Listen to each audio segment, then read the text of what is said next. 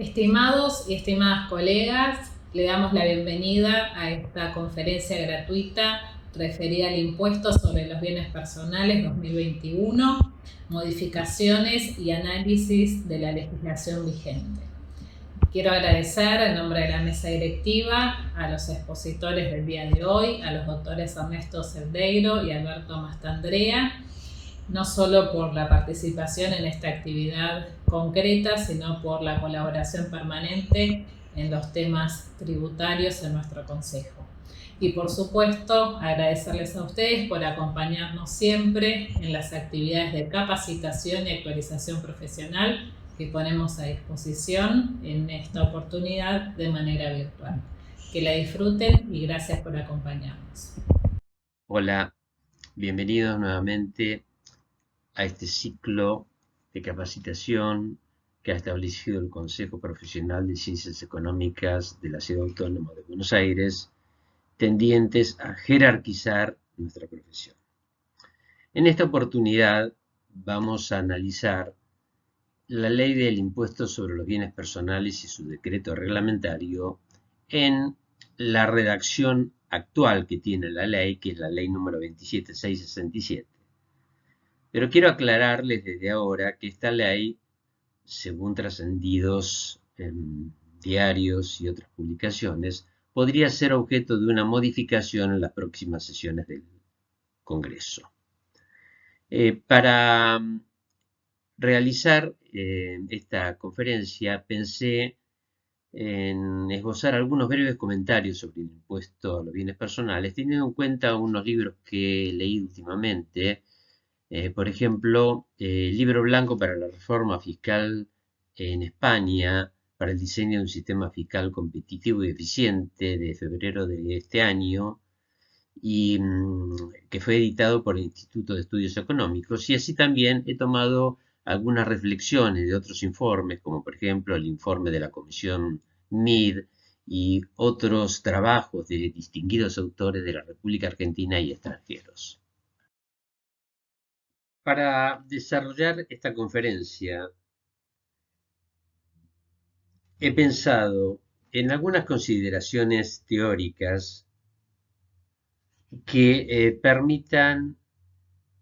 esbozar una posición sobre el impuesto sobre los bienes personales en la República Argentina. Tomé algunas consideraciones, no todas, y a título personal. Ellas son los principios de eficiencia económica, la producción de efectos redistributivos, la priorización del principio de competitividad fiscal, el principio de evitar distorsiones y finalmente la recaudación y priorización de la actividad económica. En cuanto a favorecer la eficiencia económica, tomé como base el diseño de un sistema tributario óptimo conforme al informe Mirrlees del año 2011, realizado bajo la supervisión del Institute for Fiscal Studies. Ahí se dijo que un sistema impositivo óptimo debiera minimizar los costes de eficiencia económica que generan los impuestos, las inequidades derivadas de un diseño inadecuado, los costes administrativos y de cumplimiento de las normas tributarias y la opacidad que impide que los contribuyentes conozcan lo que han de pagar y quienes se benefician y soportan la carga de los impuestos. Así, desde este punto de vista de la eficiencia, se argumenta que el impuesto sobre la renta debería gravar los rendimientos excesivos del ahorro, pero no los rendimientos normales. La razón es que el rendimiento normal refleja simplemente las preferencias de las personas entre consumo presente y futuro. Si dos personas gastan lo mismo, pero una prefiere consumir todo hoy y la otra prefiere ahorrar para consumir todo mañana, ¿por qué razón deberían cobrárselo en forma de más impuestos a la segunda persona? Ahora veremos la producción de efectos redistributivos. Los argumentos que suelen emplearse para justificar la existencia de un impuesto personal sobre el patrimonio son básicamente de tres tipos. En primer lugar, están los argumentos de equidad,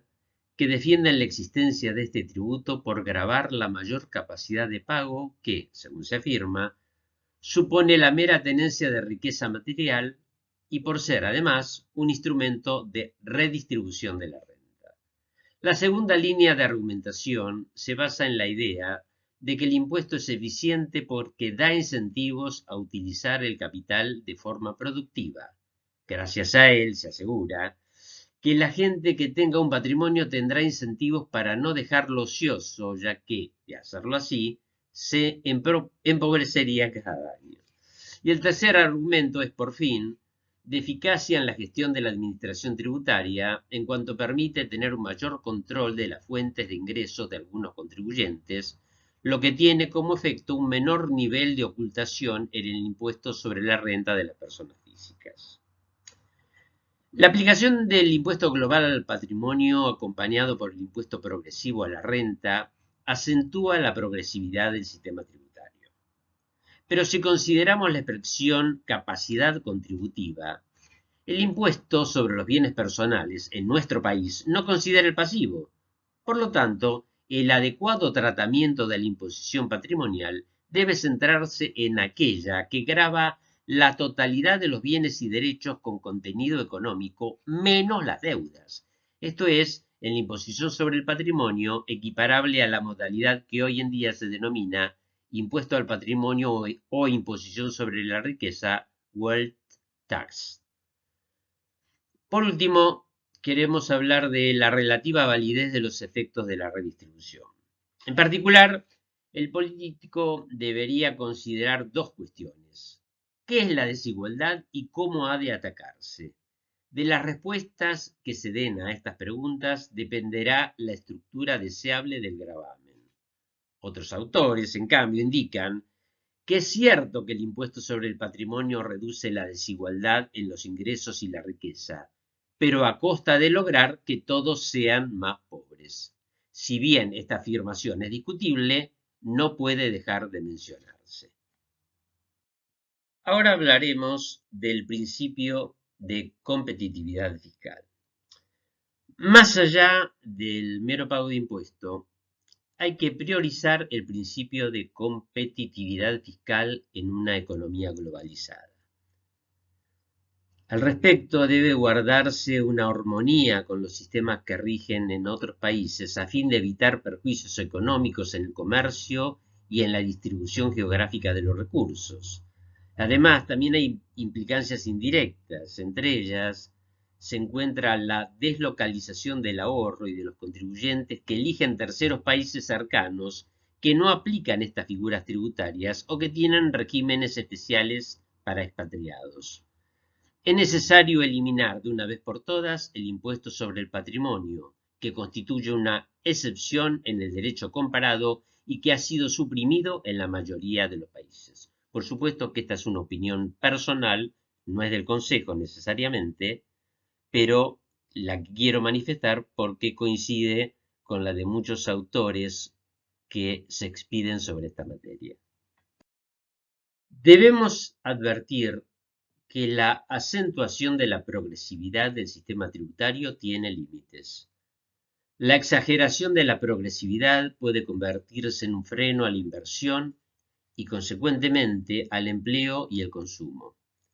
Esta circunstancia puede exacerbarse en países de menor desarrollo en los que no se ha completado el proceso de formación de capital.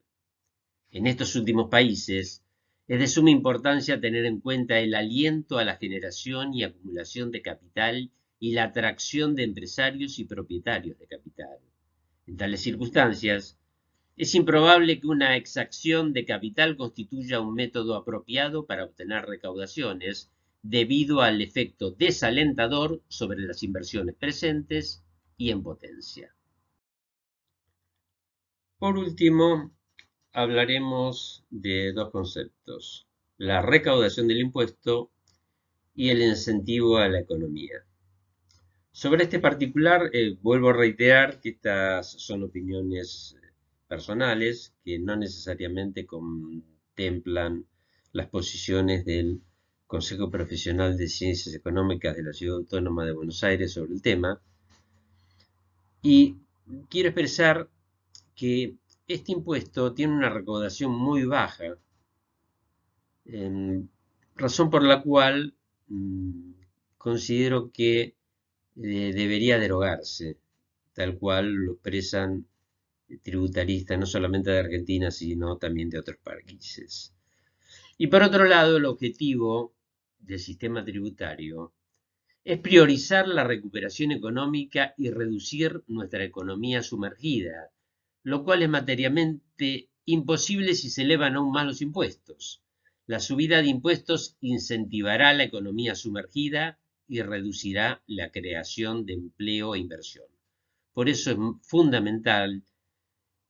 o derogar este impuesto o elevar considerablemente los mínimos no imponibles y reducir las tasas a los efectos de que este gravamen no alcance a la sufrida clase media. Muchísimas gracias. A continuación, hará uso de la palabra el doctor, contador público, profesor Alberto Mastandrea. El doctor Mastandrea es contador público de la Facultad de Ciencias Económicas de la Universidad de Buenos Aires, profesor de Técnica y Teoría Impositiva 2 de la misma facultad. Asimismo, es profesor de posgrado y tiene un título de posgrado en especialización en la Facultad de Ciencias Económicas de la Universidad de Buenos Aires. Es codirector de procedimiento tributario en la Asociación Argentina de Estudios Fiscales, conferencista, autor de numerosas publicaciones y colabora en numerosas actividades del Consejo y por eso le estamos muy agradecidos por todos los conocimientos que nos brinda y que lo hace con tanta dedicación y con tanto profesionalismo. En realidad es un lujo tener al doctor Alberto Mastandrea como conferencista, en este caso sobre el tan cuestionado tema del impuesto sobre los bienes personales del año 2021. Muchísimas gracias. Hola a todos, bienvenidos, gracias por acompañarnos. Para mí es un verdadero placer compartir con todos ustedes este espacio. Por supuesto, agradezco las palabras de Ernesto Celdeiro, agradezco la invitación, Ernesto, que me hiciste como para estar aquí presente comentando justamente el tema que nos convoca. Agradezco a las autoridades del Consejo por permitirme participar y en definitiva, este espacio. Eh, Tal como comentó Ernesto, el objetivo de mi presentación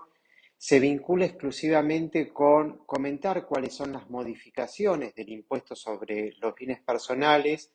que tienen impacto para el periodo fiscal 2021 como consecuencia de modificaciones normativas existentes para ese periodo.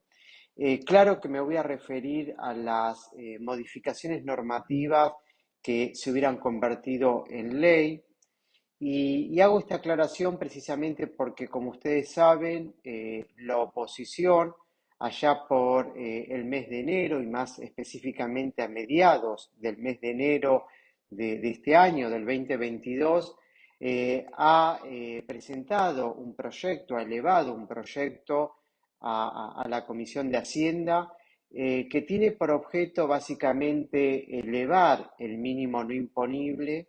elevar el monto atribuible al mínimo no imponible de la casa habitación y por supuesto a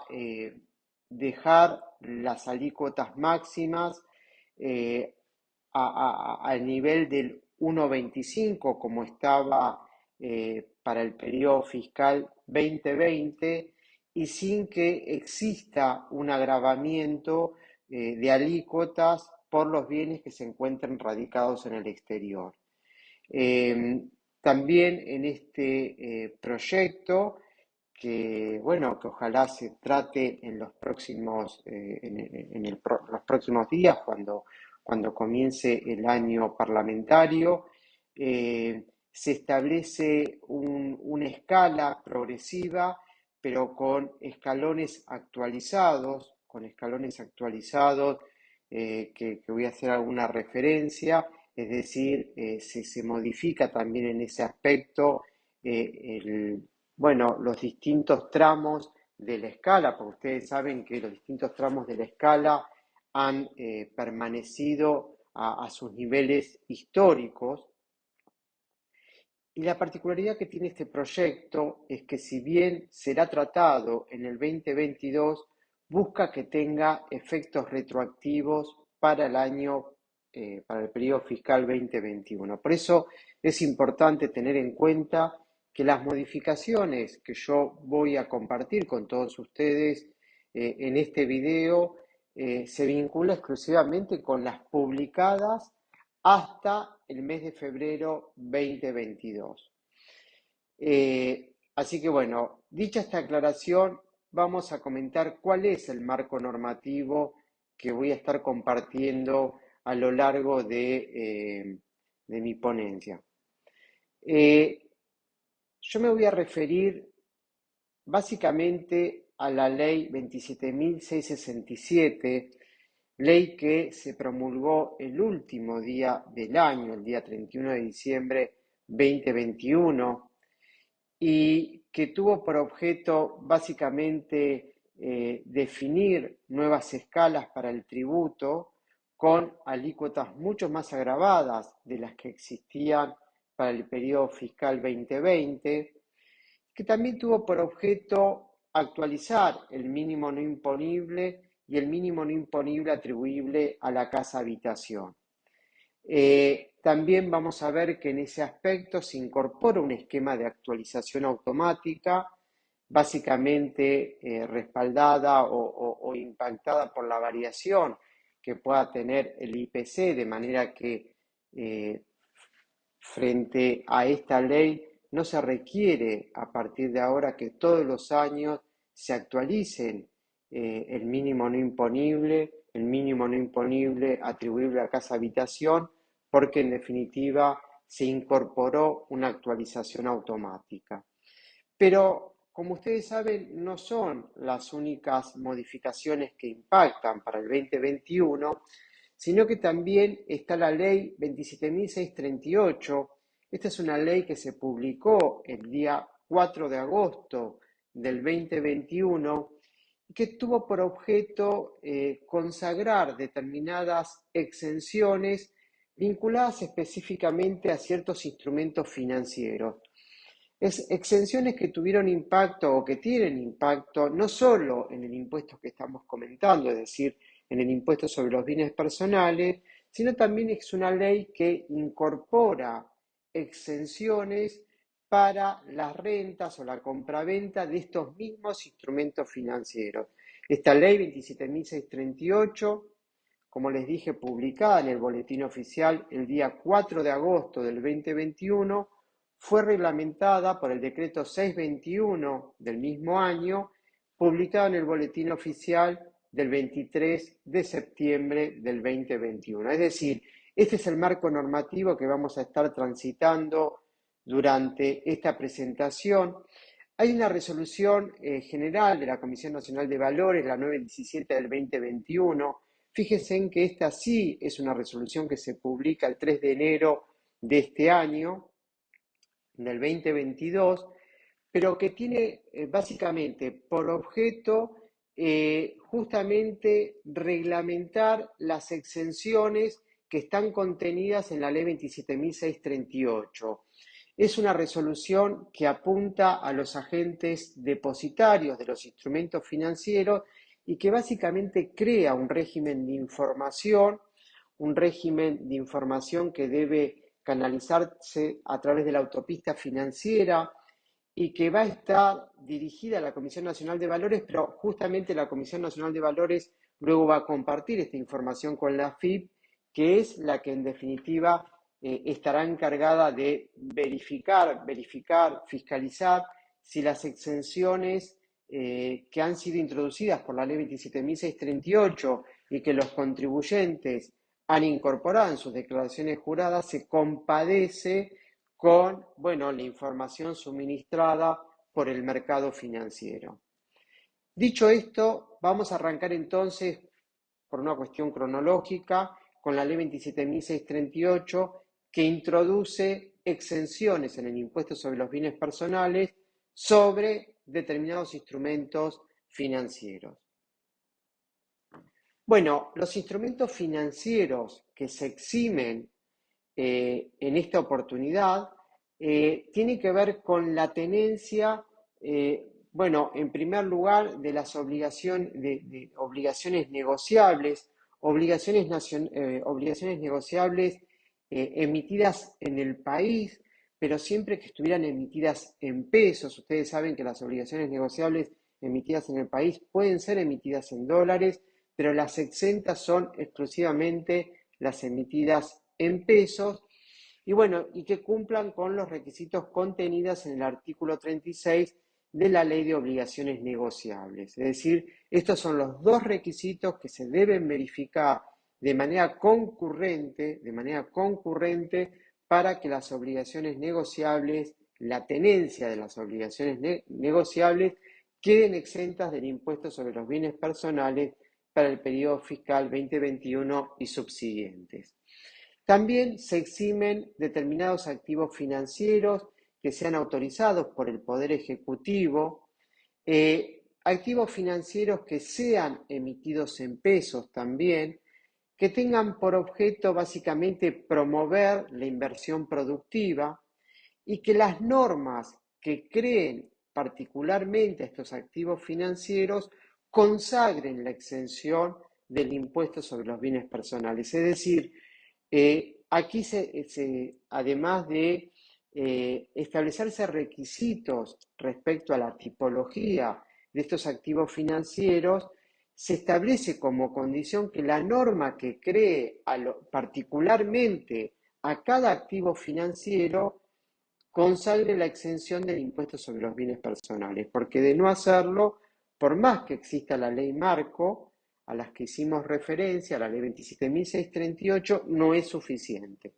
Por ahora, de acuerdo a nuestro entendimiento, no existe ningún activo financiero en el mercado con estas características. Seguramente durante el 2022 se crearán los activos financieros exentos a los que estamos haciendo alusión. Y después también se eximen a los fondos comunes de inversión abiertos y a la tenencia de certificados de participación y títulos de deuda de fideicomisos financieros, fondos comunes de inversión, cuotas parte de fondos comunes de inversión de los denominados abiertos,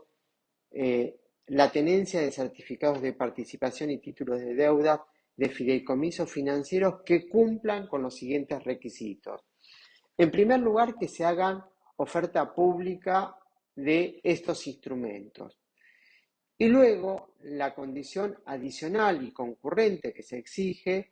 es que el activo subyacente, tanto de los fondos comunes de inversión como de los certificados de participación o los títulos de deuda, estén integrados por los instrumentos financieros que están exentos del impuesto sobre los bienes personales. Esto significa que estén integrados por títulos públicos, que estén integrados por depósitos en entidades financieras locales, que estén integrados, por ejemplo, por obligaciones negociables emitidas en pesos o por los activos financieros que vayan a ser creados por el Poder Ejecutivo y que cumplan con las condiciones que recién compartíamos,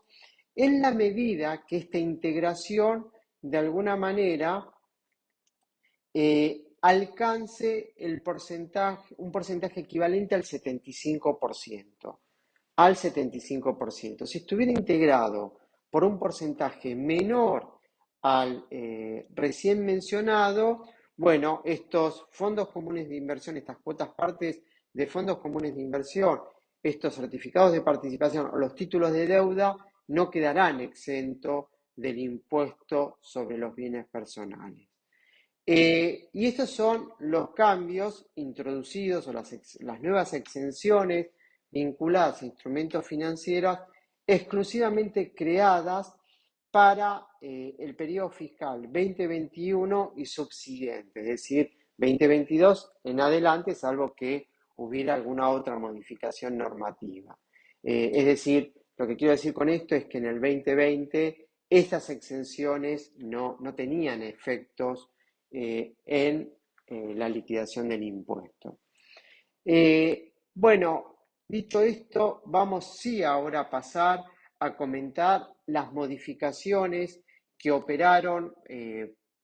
para el periodo fiscal 2021 y que han sido incorporadas por la ley 27.667, que es básicamente el plato fuerte de la presentación, porque aquí es donde operan las modificaciones más significativas del año para el impuesto sobre los bienes personales.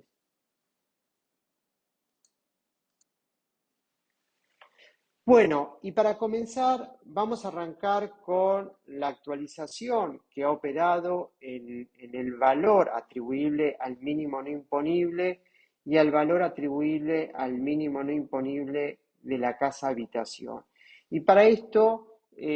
precisamente nos pareció importante compararlo con el valor que estaba vigente para el periodo fiscal 2020. Vean que para el 2020 el mínimo no imponible, que no se actualizaba desde hace muchísimos años, estaba definido en una suma equivalente a 2 millones. Para el periodo fiscal 2021, esta suma alcanza el valor de 6 millones de pesos, es decir, que aquellas personas humanas que tengan un total de activos que estén por debajo de los 6 millones de pesos sin considerar la casa habitación, bueno, no tendrán obligaciones de ingresar el impuesto que estamos comentando. Claramente estos 6 millones de pesos, si bien obviamente son bienvenidos porque se han actualizado, no han actualizado toda la inflación existente entre el momento en que se elevó los 2 millones hace varios años atrás y el 2021. De hecho, en el proyecto que eleva la oposición, se están actualizando básicamente el importe de origen y estos 6 millones de pesos, alcanza la suma de 10 millones de pesos en ese proyecto que busca tener efectos retroactivos y que hoy por hoy es un proyecto. Es decir, lo que está en firme son estos 6 millones de pesos, pero sí el proyecto presentado por la oposición buscó actualizar con parámetros más acordes a la inflación existente y esos 6 millones de pesos quedan definidos en 10 millones de pesos si es que se transformaran en ley, ¿no? Hoy por hoy es solo un proyecto. Y en cuanto a la casa habitación, que también refiere a un mínimo no imponible, que estaba en una suma equivalente a los 18 millones de pesos, la ley que estamos comentando la ha incrementado a 30 millones de pesos, y pensemos que esto opera como un mínimo no imponible y no como un mínimo exento. Recordemos que si esto fuera un mínimo exento y yo tengo una casa habitación valuada conforme las normas del impuesto sobre los bienes personales en 32 millones de pesos, tengo que pagar por los 32 millones de pesos. Sin embargo, al haberse definido que esta suma opera como un mínimo no imponible, en este ejemplo que les estoy citando, es decir, una casa habitación valuada en 32 millones de pesos, uno sabe que lo que exime es hasta la suma de 30 millones, de manera que ese bien solo quedaría alcanzado por una suma equivalente a 2 millones de pesos, que sería el excedente a los 30 millones de pesos. Entonces, acá yo les cité un dictamen de la Dirección Nacional de Impuestos en el que aclara que este monto que hoy está fijado en los 30 millones de pesos, opera como un mínimo no imponible y no como un mínimo exento. Este monto atribuible a casa habitación, que la ley que estamos comentando ha fijado en 30 millones de pesos, el proyecto presentado por la oposición y que intenta tener efectos para el periodo fiscal 2021 se ha definido en 60 millones de pesos. Fíjense en que es un monto que escala al doble del establecido por la ley hoy vigente. Y por supuesto también algo que es importante tener en cuenta es que esta ley que estamos comentando incorpora una actualización automática a partir del periodo fiscal 2022, actualización que toma como parámetro la variación que tenga el IPC, ¿no? Medido de octubre a octubre, pero una actualización automática que, como se mide de octubre a octubre, roba algunos meses de actualización, pero bueno, lo cierto es que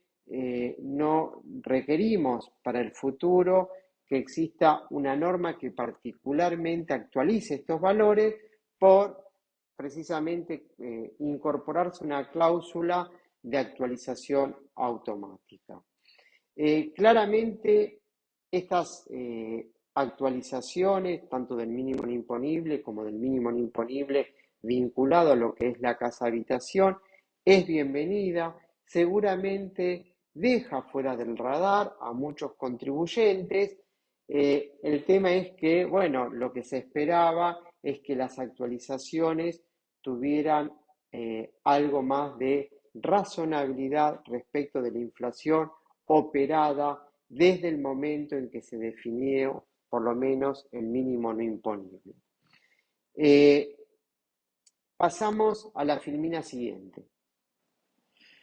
Bueno, muy bien, ahora me voy a referir a las escalas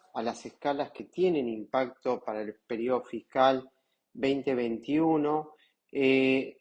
Obviamente se vuelve sobre el desdoblamiento de escalas, la primera de ellas aplicable exclusivamente a los bienes del país y a los bienes del exterior si de alguna manera poseo bienes radicados en el exterior y estoy dispuesto a la repatriación, que también se incorpora en esta ley que estamos analizando. Ahora, si tengo bienes radicados en el exterior, pero no estoy dispuesto a repatriar, allí es donde tiene impacto el desdoblamiento de escala y entonces, por los bienes del país, voy a tener que aplicar la primera escala, una vez que reste los mínimos no imponibles recientemente comentado, y por los bienes del exterior voy a tener que aplicar la segunda de las escalas, pero tengamos presente que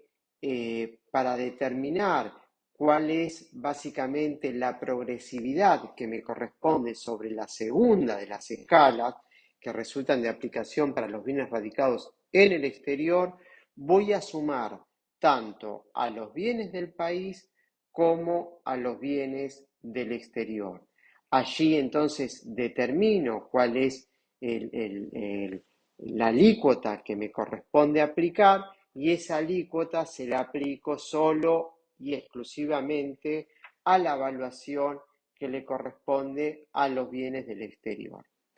Con relación a la primera de las escalas, fíjense en que se agregan dos tramos que están sombreados con un color naranja, tramos que hacen que se cree dos alícuotas nuevas, una del 1,5 y otra del 1,75,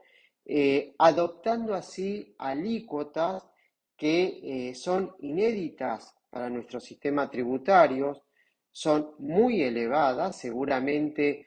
en muchos casos vamos a estar de alguna manera verificando índices de confiscatoriedad, aplicando una alícuota del 1,75 o del 1,5 sobre los bienes del país o los bienes del país y del exterior, si, como dije, me avengo a repatriar, que ahora vamos a ver en qué consiste eso, pero fíjense en que los primeros tramos, aquellos que no están griseados, es una copia exacta de la escala existente hasta el periodo fiscal 2020. Y esto pone de manifiesto que los tramos no fueron actualizados. Y esto provoca que justamente producto de lo que fue la devaluación y producto de lo que genera la inflación sobre el valor de los bienes que componen el activo de las personas humanas, bueno, tal vez personas que tienen exactamente los mismos bienes y que para el periodo fiscal 2020 estaban impactadas por una alícuota del 1%, bueno, este año estén impactadas por una alícuota del 1,25 simplemente porque se han incrementado las evaluaciones de los bienes producto de la devaluación, pero no así los distintos tramos que conforman esta escala progresiva. Y eso es una crítica que le hemos efectuado y hemos, por supuesto, recomendado que se actualicen los tramos de ambas escalas, aun cuando la segunda de las escalas fue sumamente criticada, pero si se volvía sobre una idea, bueno, para nosotros descabellada de esta naturaleza, por lo menos sí que se actualicen para que el impacto sea mucho más suave que el que está teniendo una escala como la que estoy comentando. Pensemos que, bueno, la escala arranca del 0,5% y como dije, llega al 1,75, llega a un porcentaje que jamás ha tenido de alguna manera impacto en el impuesto sobre los bienes personales. Recordemos que a lo largo de la historia de este impuesto, la alícuota máxima fue del 1,25 para los bienes del país y este año estamos en alícuotas del 1,75. Bueno, para un poco agotar el tema de las alícuotas, tengamos presente que estas son escalas que aplican exclusivamente para personas humanas residentes en el país, que para el caso de las acciones y participaciones sociales es una alícuota que no tuvo modificación, es decir, continúa en el orden del 0,5%, que como ustedes saben es un impuesto que tiene que ser ingresado por las entidades, los entes en los que las personas humanas tienen participación y que lo hacen en calidad de responsable sustituto. Recordemos que al igual que lo que regía en años anteriores, para este caso no rige el mínimo no imponible, que el ingreso lo debe hacer el responsable sustituto, pero el fisco viene sistemáticamente negando el esquema de compensación o el modo de extinción por compensación, que desde un punto de vista legal para nosotros es totalmente factible, es decir, el responsable sustituto no puede cancelar esta obligación que le corresponde, aplicando para ellos saldos de libre disponibilidad que tenga este responsable sustituto. Recordemos que hay ya hay varios antecedentes, no muchos, pero sí varios antecedentes que han accedido a la justicia para discutir la imposibilidad que manifiesta el fisco de cancelar esta obligación por compensación y por ahora los antecedentes vienen convalidando el derecho que le asiste al responsable sustituto de compensar esta suma. Seguramente este año muchos más se sumarán a esta discusión porque claramente los saldos de libre disponibilidad producto de los regímenes de recaudación en la fuente se han incrementado y bueno, uno intentando justamente paliar el efecto distorsivo que tiene la inflación sobre la inmovilización del capital de trabajo, de lo que constituye el capital de trabajo, siempre busca alternativas para monetizar esos saldos a favor y claramente esta cuestión que desde el punto de vista normativo para nosotros tiene mucho sustento de ser utilizado la compensación, bueno, sabemos que el fisco la viene negando sistemáticamente. El hecho también de que exista semejante dispersión entre la alícuota que le corresponde a la persona humana, que puede trepar, como veíamos en la filmina anterior, al 1,75 y este 0,5% ha hecho repensar a muchos contribuyentes,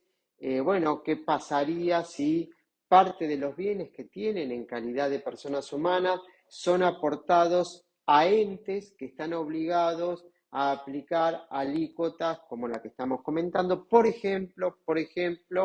en un fideicomiso de administración o en un fideicomiso testamentario, ¿no? Esto es un aspecto que uno no debe dejar de evaluar.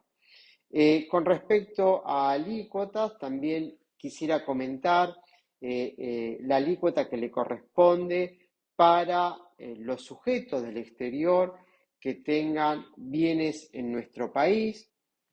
En ese caso también estamos ante una alícuota que no ha sufrido alteración en esta norma que estamos comentando, es decir, sigue siendo del 0,5% para los sujetos del exterior que tengan bienes en el país. Recordemos que hay una presunción del 1% que le son aplicables a determinados sujetos para determinados bienes que tengan en el país. Y esto es importante tenerlo en cuenta porque en los últimos años muchos argentinos han perdido la residencia y no obstante la pérdida de residencia, que lo que hizo es básicamente no obligarlos a tributar sobre los bienes del exterior, sí deben ingresar por los bienes que han quedado en el país el impuesto sobre los bienes personales. Pero bueno, con una alícuota del 0,5% si es que han perdido la residencia fiscal y como consecuencia de ello ya se los trata como beneficiario del exterior. Pensemos que para estos supuestos tampoco rige un mínimo no imponible, sí hay un impuesto mínimo que tampoco se actualiza, equivalente a 250 pesos, con lo cual si los bienes que tenemos en el país, valuados según las normas del impuesto sobre los bienes personales, y aplicada la alícuota del 0,5% supera los 250 pesos, bueno, ese es el impuesto que está obligado a ingresar el responsable sustituto por los bienes que tiene este sujeto que ha perdido la residencia o que es en origen un sujeto del exterior. Pero bueno, como dije también, para los bienes pertenecientes a los sujetos del país, que dijimos que la reforma ha desdoblado nuevamente las alícuotas, consagraba la posibilidad de aplicar exclusivamente la primera escala, tanto para los bienes del país como para los bienes del exterior, si se avenían a repatriar parte de los bienes que están radicados en el exterior. Y quiero referirme a eso porque, bueno, si bien son muy pocos los contribuyentes que están dispuestos a repatriar, no deja de ser una alternativa que a nosotros como profesionales siempre la tenemos que evaluar y proponérselas a nuestros clientes, aun cuando para muchos de ellos, para la gran mayoría de ellos, parezca descabellada la idea de repatriar a nuestro país parte de los bienes que están en el exterior. Con respecto a la repatriación, esta ley, bueno, vuelve sobre un esquema similar a la contenida en el decreto correspondiente o aplicable al periodo fiscal 2019 y 2020, es decir, lo que se puede repatriar es el 5%, un valor equivalente al 5% de los bienes que están radicados en el exterior. Un monto equivalente al 5% del total de los bienes que están radicados en el exterior. Esto significa que si yo tengo un inmueble en el exterior y tengo un portafolio de inversión, yo tengo que considerar la sumatoria de ambos bienes, determinar cuánto es ese 5%. Entendemos que ese 5% se determina en moneda dura y considerando la evaluación que tengan estos bienes al 31 de diciembre 2021, y ese 5% determinado en moneda dura es lo que tengo que repatriar en activos financieros o moneda extranjera existente al 31 de diciembre del 2021. Y esto es muy importante, porque vamos a ver que de las opiniones que ha vertido el organismo recaudador, ha sido claro en este aspecto. Lo que se puede repatriar es la realización de activos financieros, que existan al 31 de diciembre del 2021, o se puede repatriar moneda extranjera siempre que la moneda extranjera esté en existencia al 31 de diciembre 2021. Y ahora quiero hacer algunos comentarios respecto de esto. Es decir, lo que puedo repatriar es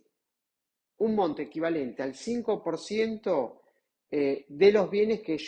el contribuyente posea en el exterior. Pero para ello tiene que realizar activos financieros existentes al 31 de diciembre 2021 o puede repatriar moneda extranjera siempre que esa moneda extranjera exista al 31 de diciembre 2021. ¿Cuál es el plazo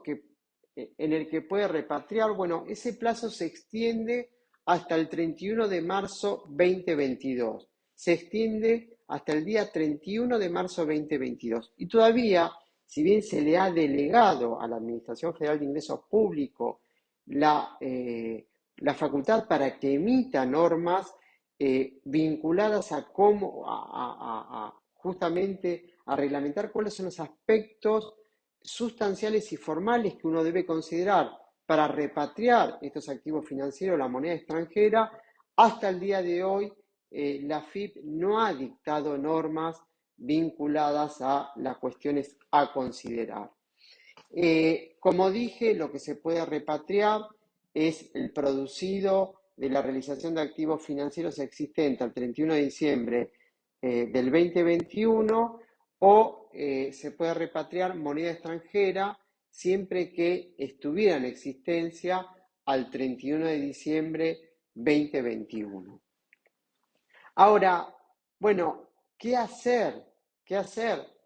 con el producido de la realización de esos activos financieros existentes al 31 de diciembre de 2021? ¿O qué hacer con la moneda extranjera que yo tenía el 31 de diciembre de 2021 y para evitar aplicar la alícuota a los bienes del exterior, estoy dispuesto a repatriar un monto equivalente al 5%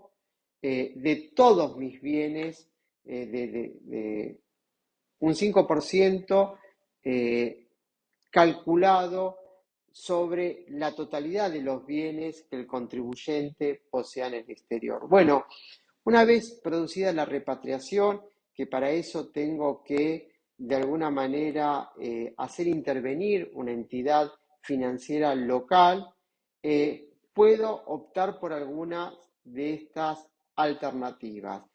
En primer lugar, mantener inmovilizado en la cuenta bancaria especial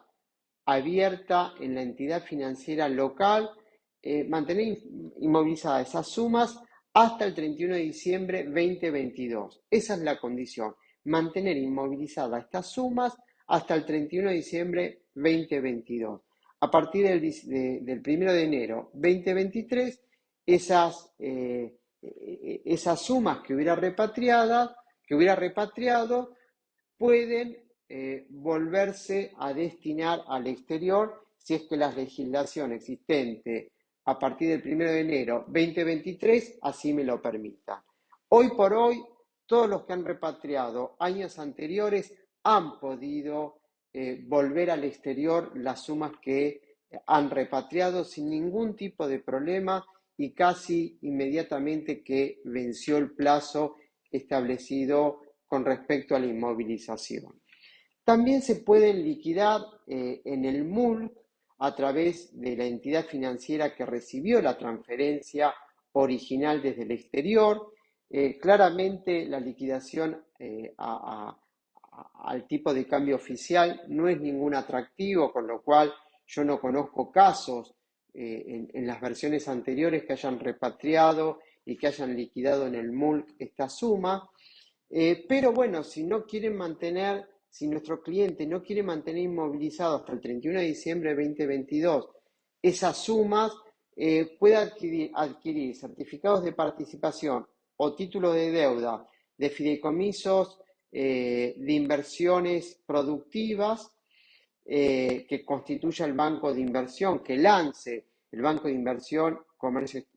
y Comercio Exterior y mantenerlos de alguna manera en cartera hasta el 31 de diciembre 2022 o la suscripción de fondos comunes de inversión, de cuotas partes de fondos comunes de inversión autorizados por la CNB y mantener también estos certificados estas cuotas partes de fondos comunes de inversión hasta el 31 de diciembre 2022.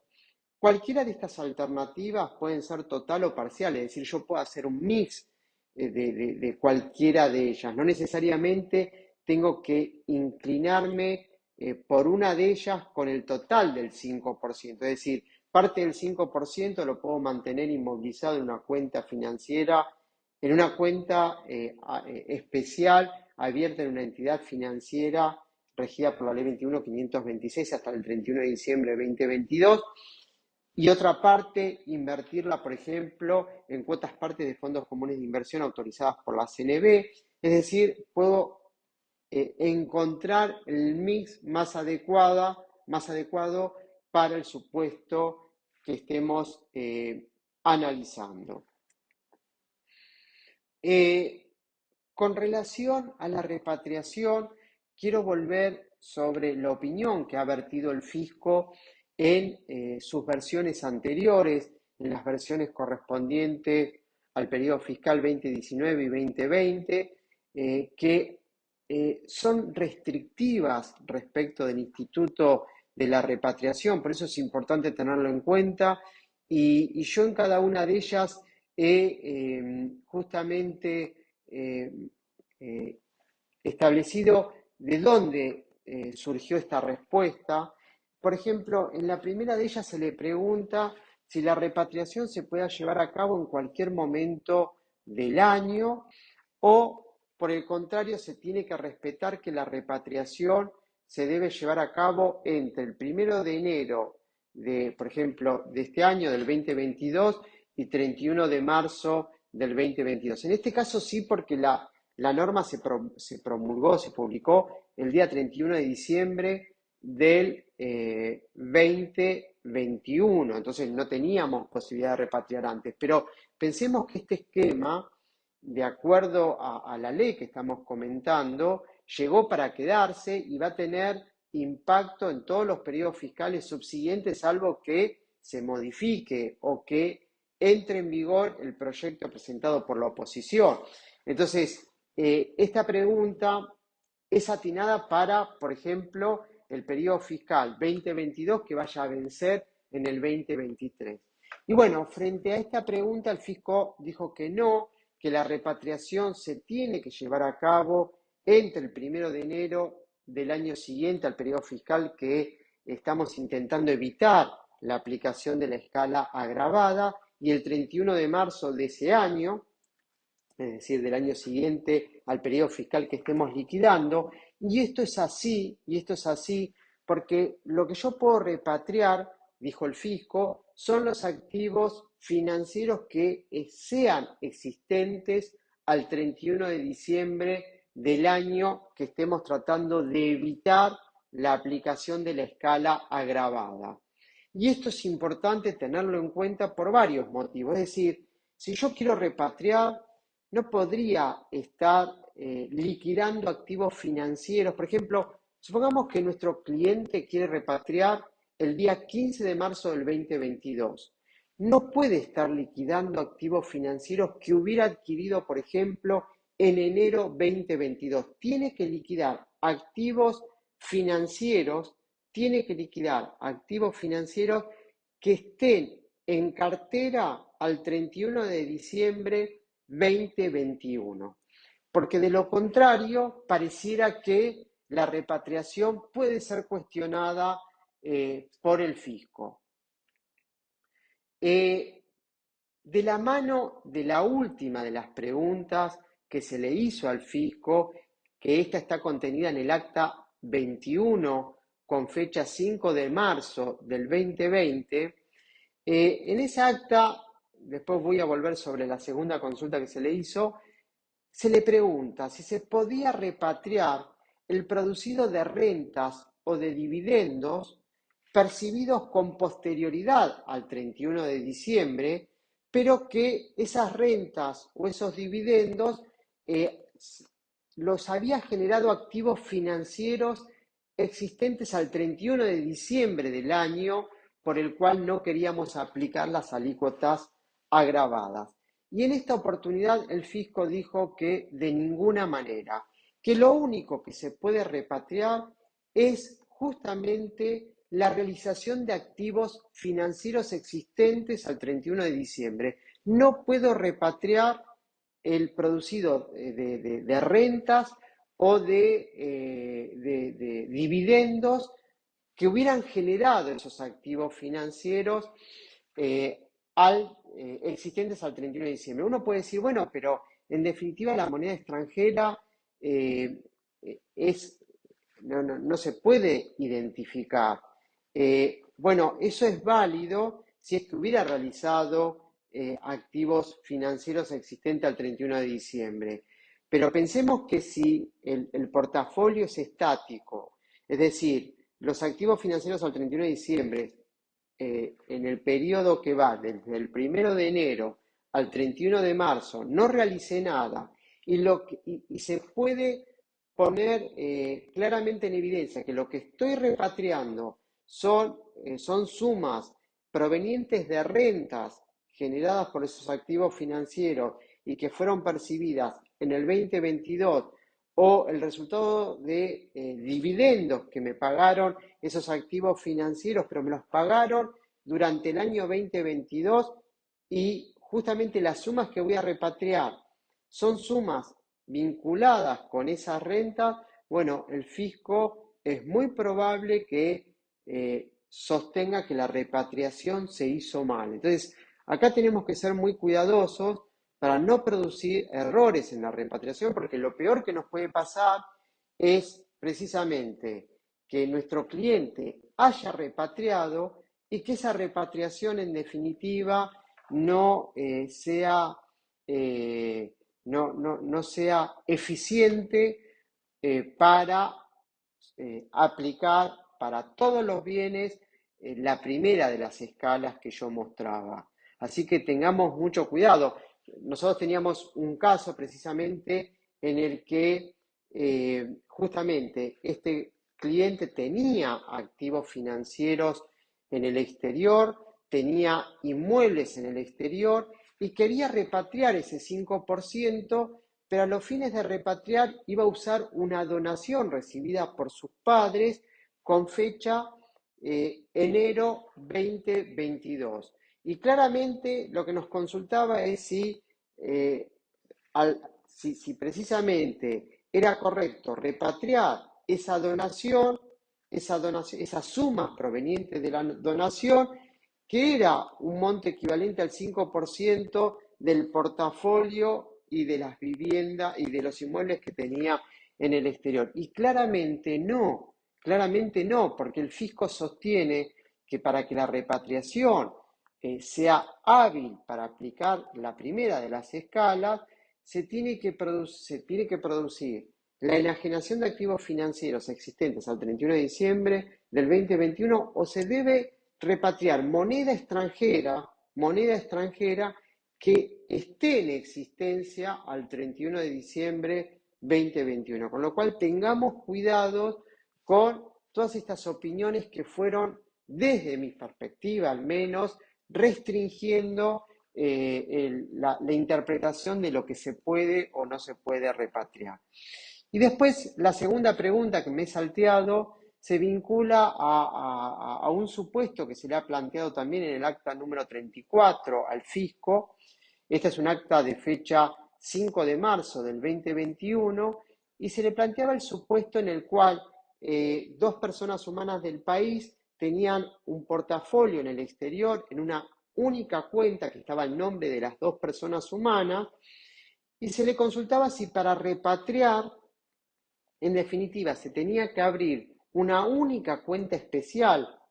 en una entidad financiera local o por el contrario, para que la repatriación tenga impacto para las dos personas humanas residentes en el país, se tenían que abrir dos cuentas especiales. Y el fisco respondió que es una cuenta especial por cada persona humana que de alguna manera quiera gozar de los beneficios de la repatriación, en cuyo caso, en el ejemplo o en el caso que estamos comentando, se tienen que abrir dos cuentas especiales en el país.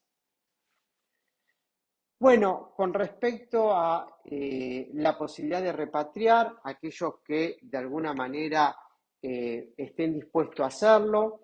claramente tenemos que analizar si el anticipo que vaya a vencer en abril, en el mes de abril del 2022, debe ser reducido como consecuencia de esta repatriación. Pensemos que los anticipos que nuestros clientes o nosotros como contribuyentes estamos ingresando fueron calculados, mejor dicho, con las alícuotas agravadas para los bienes del exterior, con lo cual si soy una persona humana que esté dispuesta a repatriar, podría de alguna manera reducir la base sobre la cual se calcularon los anticipos correspondientes para el periodo fiscal 2021. Allí lo que tenemos que tener en cuenta es que si quiero analizar esta posibilidad, sí debo analizar el impacto de todas las variables que pueden llegar a contribuir con la liquidación del gravamen. Esto significa con el impacto de la devaluación, con la evaluación de todos los bienes existentes en el activo, considerando la evaluación al 31 de diciembre de 2021, porque pensemos que el fisco luego lo que va a hacer es comparar la reducción de anticipos con la determinación del gravamen para el periodo fiscal 2021, con lo cual si la única variable que voy a analizar es la repatriación, puede acontecer que esté de alguna manera obligando a mi cliente a ingresar intereses resarcitorios, porque si de esa reformulación, en comparación con el impuesto que en definitiva liquide, existe una dispersión en defecto, es decir, la reformulación que hice está por debajo de la determinación tributaria para el periodo fiscal 2021, porque lo único que tuve en consideración fue la repatriación, pero no tuve en cuenta el efecto de la devaluación o el efecto de las adquisiciones de nuevos bienes o el efecto de la evaluación de los bienes existentes al 31 de diciembre 2021, puedo estar generando que luego mi cliente esté obligado a ingresar intereses resarcitorios por el último anticipo que le reformulé. Así que eso es importante tener en cuenta también. Por último, para cerrar este tema, no quiero dejar de comentar que, bueno, hay supuestos en el cual entendemos que las alícuotas agravadas para los bienes del exterior o incluso los nuevos tramos que se han incorporado para los bienes del país puede determinar que estemos ante un supuesto que sea confiscatorio, y por lo tanto, bueno, que existan argumentos y sólidos argumentos para no tributar un impuesto sobre los bienes personales con alícuotas tan agravadas. Pensemos que para el periodo fiscal 2021 hay quienes sostienen, y yo comparto, que hubo vicios en la promulgación de la norma que también pueden alegarse como aspectos que de alguna manera son contrarios a nuestra Constitución Nacional y por lo tanto estaríamos sumando argumentos para no pagar con las alícuotas agravadas. Y esto es así porque ustedes saben que la ley que contenía estas escalas fue la ley del presupuesto para el periodo fiscal 2022, para el año 2022. Esa ley fue rechazada, con lo cual hay quienes sostienen que a partir del rechazo, no se podría volver, no se podría haber vuelto a intentar que estas alícuotas agravadas tengan impacto para el periodo fiscal 2021, al menos no se tendrían que haber vuelto a intentar con un proyecto de ley para el periodo fiscal 2021, sí lo podrían haber hecho para el 2022, pero no para el 2021. Después también se discute, en qué Cámara nació este proyecto, porque nació en la Cámara de Senado y no en la Cámara de Diputados. Ese también es otro aspecto que hay que evaluar. El principio de igualdad, porque justamente discrimina, tal vez sin ningún tipo de sentido para los bienes del país, aplicando una determinada alícuota y para los bienes del exterior aplicando una mucho más agravada sin que esté sustentada esa discriminación en parámetros objetivos. Y por supuesto también estas modificaciones que estamos comentando puede afectar el principio de capacidad contributiva. Por último, hay una modificación vinculada a lo que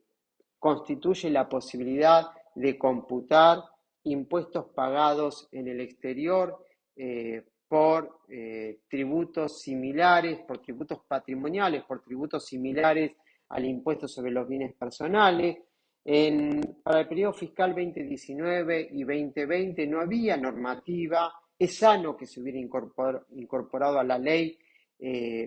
justamente para aquellos casos en donde se tienen que aplicar alícuotas, escalas distintas para los bienes del país y para los bienes del exterior. La norma vigente establece que, en ese caso, el impuesto pagado en el exterior, en primer lugar, se va a aplicar sobre el impuesto determinado para los bienes del país, y si el impuesto determinado por los bienes del país estuviera por debajo del impuesto pagado en el exterior, ese excedente se va a aplicar a la obligación tributaria que hubiera determinado sobre los bienes del exterior. Es decir, lo que se fija es un orden de prelación. Primero, el tax credit o el impuesto pagado en el exterior lo debo aplicar a la obligación tributaria que surge por los bienes que están radicados en el país, y si, justamente este impuesto pagado en el exterior excede esa obligación, recién ahí el excedente se lo atribuyo al impuesto determinado por los bienes del exterior. Pensemos que el impuesto que puedo aplicar como pago a cuenta para los bienes del país en primer lugar y para los bienes del exterior en segundo orden tiene un límite, y ese límite está definido por el incremento de la obligación tributaria que me generen los bienes del exterior que provocaron el pago de un impuesto en el exterior, es decir, ese límite sigue operando. Y si bien no pareciera razonable que primero me obliguen a usarlo contra los bienes del país y si hay un excedente recién contra los bienes del exterior, yo lo que quiero de alguna manera manifestar es que no existe perjuicio en lo que refiere precisamente a la utilización del tax credit, porque pensemos que este impuesto pagado en el exterior cancela impuesto determinado. Lo que sí puede haber algún tipo de impacto con respecto a los anticipos a cuenta del periodo fiscal 2022, porque claramente si en definitiva este tax credit aplicó sobre los bienes del país, solamente yo voy a calcular anticipos sobre los bienes del exterior a una alícuota más agravada.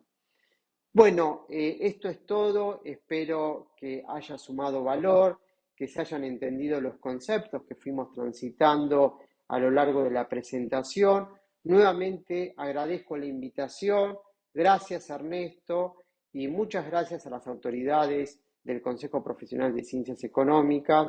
en especial a la doctora Gabriela Russo. Hasta pronto y estamos en contacto.